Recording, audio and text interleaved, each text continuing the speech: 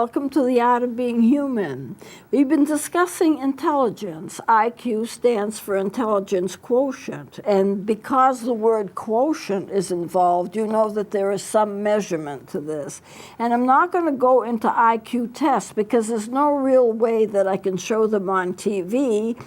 So that it makes sense to you, because they take time and there are certain things you have to do. Plus, I don't want to give anything away. If you were taking an IQ test, and you might be in some point in your life, and you saw a show like this that explains certain things about it, it might tamper with the results of the test. And then one thing that we always did as I was in training, in terms of giving tests, because I have been trained to give tests, we never like to give anybody the results of the test in a factual way. Like I wouldn't say, well, you're doing quite well, you have 102 IQ. What's 102 mean to the person that you're talking to? Well, 100, from 90 to 110, is considered to be average IQ. Most people are within that range. A lot of people are higher, a lot of people are lower. But if you tell a person a number, then they kind of hone in on that number, and before you know it, they're thinking of themselves in a certain kind of way. Like they're saying, well, I can't do that, my IQ isn't high enough, or I can do this, my IQ is high enough. And they tend to judge themselves in terms of what they can do and what they can't do according to a number.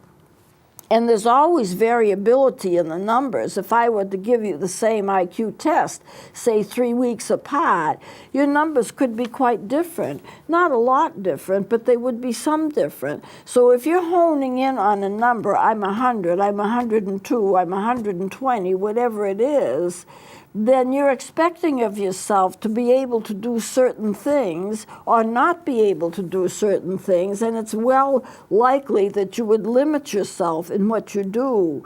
And of course, IQ is a general thing. It doesn't take into account the fact that you might have superior ability in one area and not so good in another area, and so therefore you might know this, but you might say, well, in all areas I'm 120. That means I can't do the same kind of work that a person with 140 can do. So you tend to limit yourself.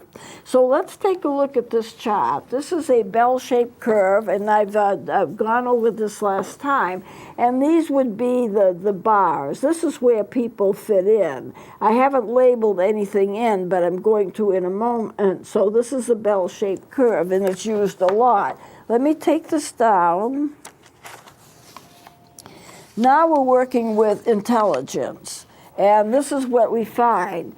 If 100 is average, we gear it. Say, for example, it can be geared in any way, but say from 20 to 250, let's say that way. No one's going to hit 250 except a person who's like Einstein.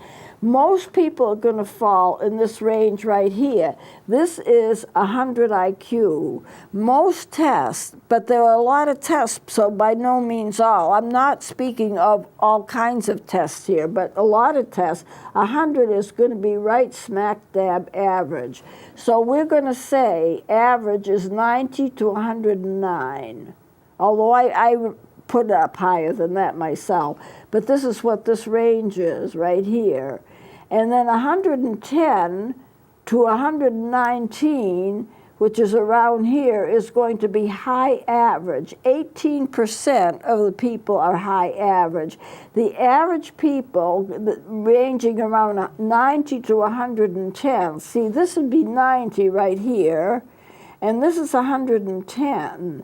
100 is smack dab in the middle, average, but if you're 90, you're also average, and if you're 110, you're also average, or let's say 109, pretty darn close, and that's 46% of the people. 46% of the people are average. 110 to 119 is average, high average. Okay, so that would be in this range. Not as many people, so therefore it slants down. 120 to 139 is superior. 11% of the people are that in that range. And then 140 and above. 140 is extremely superior, very superior, and only 1% of the public is there. If you go on the other side, 80 to 89 is low average, and 15% are low average. They fall in this range of the scale. Then you have 70 to 79, that's borderline retarded. Anything below 70 is considered to be somewhat retarded, to a greater or less degree, depending upon how far down the scale you get. Below 70, 3%, that's down here in this range. Below 70, that would include as low as 50. Now, I had some friends of mine that used to live across the street from me, and they had a boy who was severely retarded. I mean, he was really severely retarded. He couldn't talk. He could walk, but he couldn't learn to dress himself or take care of him. He was like a baby for his whole life in the sense that he had to be taken care of his whole life. He couldn't dress himself. He couldn't talk. He could walk some. He could make sounds, but he couldn't speak. And we judged that his IQ was about 20, very, very low. When you get somebody that is that low in IQ, it may possibly be genetically.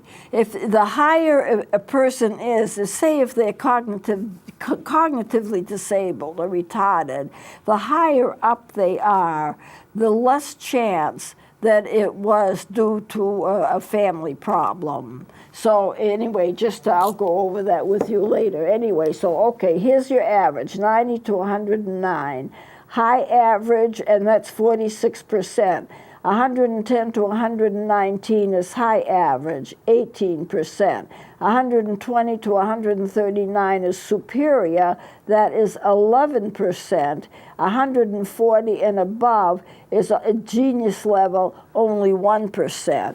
And on this part of the scale, 80 to 89 is low average, and that's 15%. 70 to 79 is borderline IQ, borderline being on the verge of being retarded. So only 6% fall in that range, and below 70, 3%, and they are definitely retarded.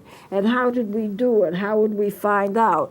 Well, by testing a whole range of people. You can't test everybody, but in testing a whole range of people and getting certain percentages, so many percent are in this range, so many percent are in this range, so many percent are in this range, and you do that through statistical studies, you do that through statistics. And then they can make assumptions about what the general population is. If you have a big enough sample, you can say this is the way it is in the sample of people. Supposing we tested 3,000 people. Supposing we tested 100,000 people. It's still not everybody, but the bigger sample that you can have to work from, the more you can be sure that your percentages are probably right on. Because you can't be sure that everything is exactly right, but you can have a pretty close idea of its being right.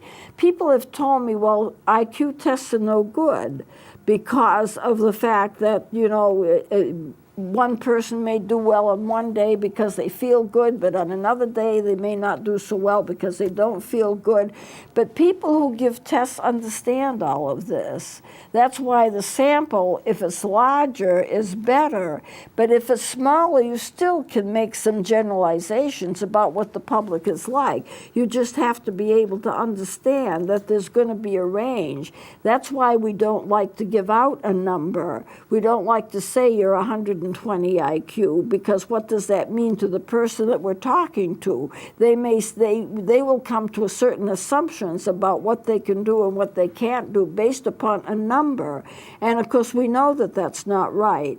So we have to be carefully. We have to say things like you are above 50% of the people. You have a very good IQ and you're above 50% of the people. You're in a very high range. Well, you don't assign a number, but you are telling them the truth. And so that's the way that it works out.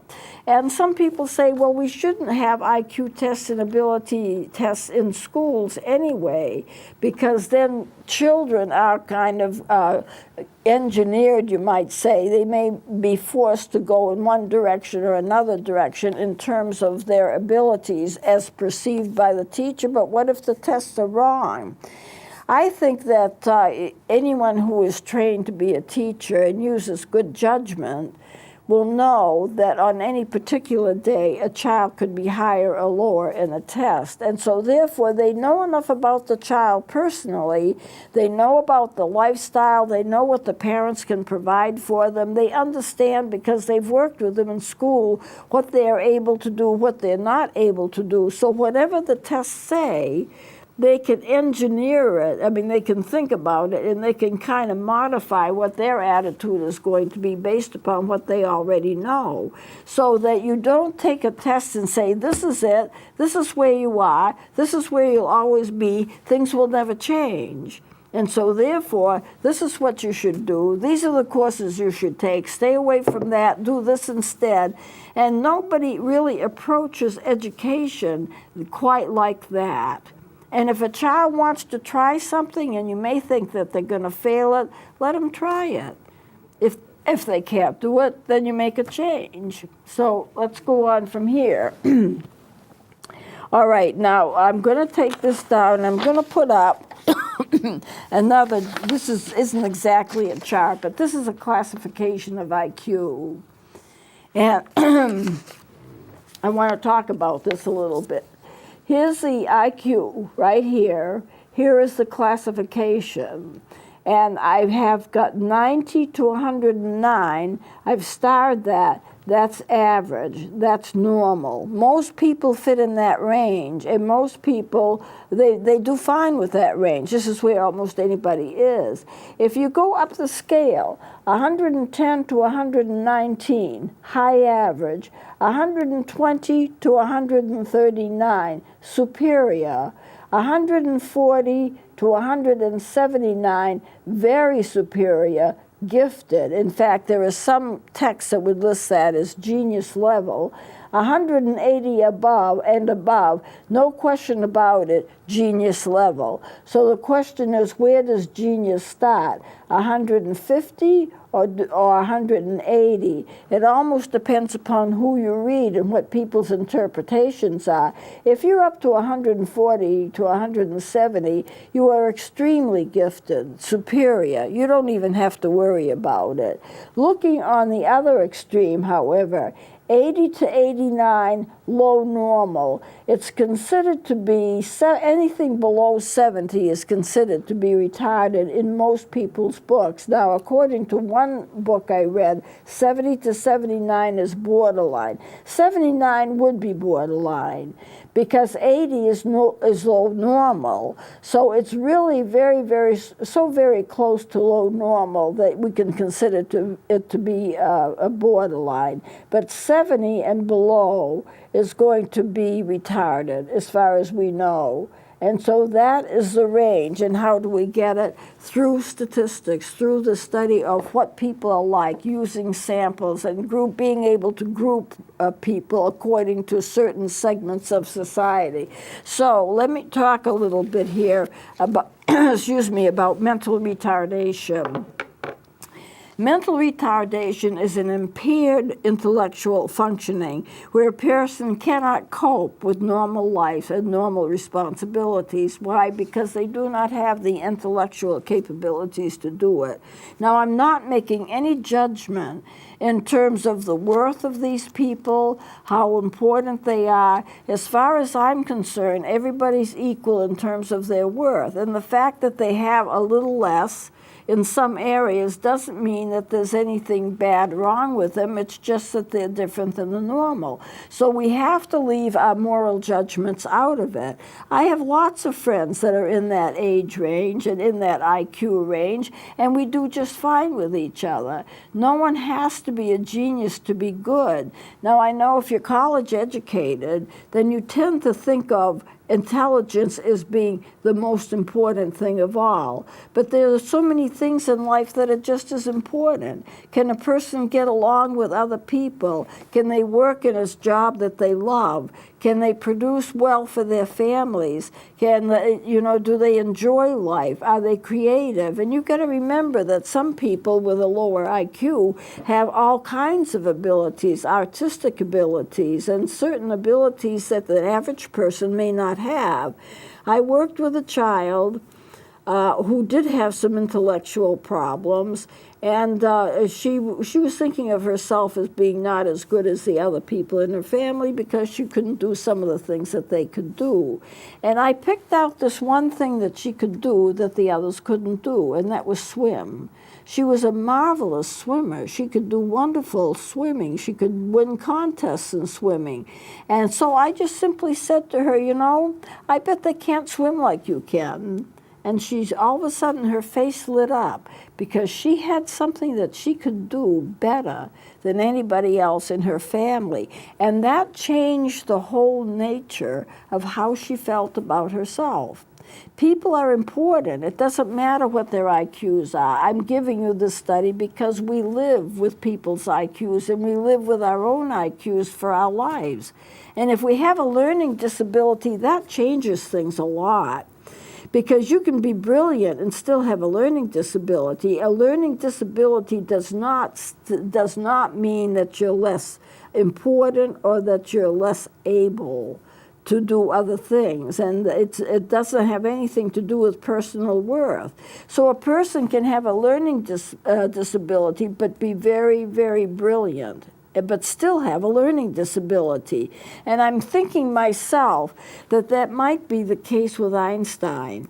Einstein, the greatest person IQ-wise, as far as we know, that has ever lived, probably ranging with an IQ of 145, had trouble reading. He had a learning disability, but you see how smart he was. So you just can't judge people according to their IQ. There are so many other factors that come in. Their abilities, if they have a learning disability, which tends to make it difficult for them to do certain things, or if they have special abilities that other people don't have. I worked with a lady in a school for the retarded, and she was quite severely retarded, but she could do puzzles like anything else. You just couldn't believe. You could give her 1,000-piece puzzles, and in an hour it was all put together. She was a savant. A savant is a person whose IQ seems to be focused in a certain area. They may not do a lot of things well, but that one area they can do perfectly. There is a savant that I've seen on television who's a beautiful musician. He can listen to a piano. He can listen to what complicated piano compositions are, and then without any training at all, without any lessons, sit down and replicate it and play those songs perfectly. But he can't cross the street by himself. Or if you have somebody with autism, in autism it changes the way a person views themselves and views the world, and they tend to be introspective into themselves and not want to have relationships. It's a problem with relationships, but they may have that one thing they can do that nobody else can do. Or they may be able to say, I can say, okay, October 14th, 1937, and they'll say it was on a Tuesday. And they can just do it, they just know. And they're not hunting it up in a book, and they can just, it's there for them. So some kinds of abilities are just so unusual, and their ability is focused on that specific thing, or maybe 2 or 3 specific things that other people can't do, and other people would have to research out, but they can do it. So it's just something for you to think about. There is impaired intellectual functioning in a person who has retardation, and it's going to show up before age 18, and about 1 to 3% of people are retarded. Now here is some, in fact, I'm going to put this up. Here are some degrees of retardation, since we're dealing with that. So let me put this up, and I'll point it out to you. Mild retardation is from 50 to 70 IQ. Moderate retardation is from 35 to 49. That's when you really, really notice what they cannot do. Severe retardation is from 20 to 34 IQ. And mild retardation is going to be the most common kind of retardation, and that's 80%. So severe retardation usually has a physical cause. A lot of times a person is severely retarded because of a birth injury. Cerebral palsy occurs when a person has a birth injury. It's the only thing that causes it. If a person is born and there's an injury to the brain at the point of birth, or maybe even before birth, that may make them severely retarded. It's not genetic. In this case, it's due to something that happened in the birth process. So severe retardation, 50% or below, usually has a physical cause. 1/4 of those will be due to Down syndrome. In Down syndrome, you have an extra chromosome so that you're not functioning normally. 1/4 is an inherited illness or due to brain damage, and 1/3 is due to infection or birth trauma, and the rest, the cause is unknown. Sometimes you just don't know why a person is retarded, but they are, and there's all kinds of theories about it. I know for autism, that's not mental retardation, that's a whole different thing, but the brain scans are different, and the person who has difficulty in thinking and speaking because they're autistic, the brain scans show them to have a different kind of structure than a normal brain. And as I've said before, some of these symptoms don't show up until the person is a toddler, when the brain starts to grow. And it may grow too many cells, and if it does, the brain is going to be larger and it's going to be heavier than a normal brain. And but it can't wire in properly. And if the cells can't wire in properly, they can't function properly. And as a result of that, a person may be on the autism spectrum. But I've known people on an autistic spectrum that have done very well. You know, I know one person who's graduated from college, and she has a good job, and she's on the autistic spectrum. So you've got to be very careful not to make too much of the fact that a person has a certain condition, so what can they do and what can't they do. Okay, so I'm going to close it here. I've got more to go, but I'm going to take it up next time. So I think we've done well in covering what we have. And remember, no judgment. It is what it is. Accept yourself as you are. And you probably have a lot more abilities than what you understand that you do. And the other thing to remember, that if you are bound up because of anxiety or fear, once that is cleared up through therapy, however, whatever means that you do clear it up, you're going to find that you can do a lot more than you ever thought you could, because it's going to free you up emotionally, it's going to free you up intellectually as well, and you'll be able to accomplish a lot more than you think. So we'll close it here. We'll continue next time. Please join me then.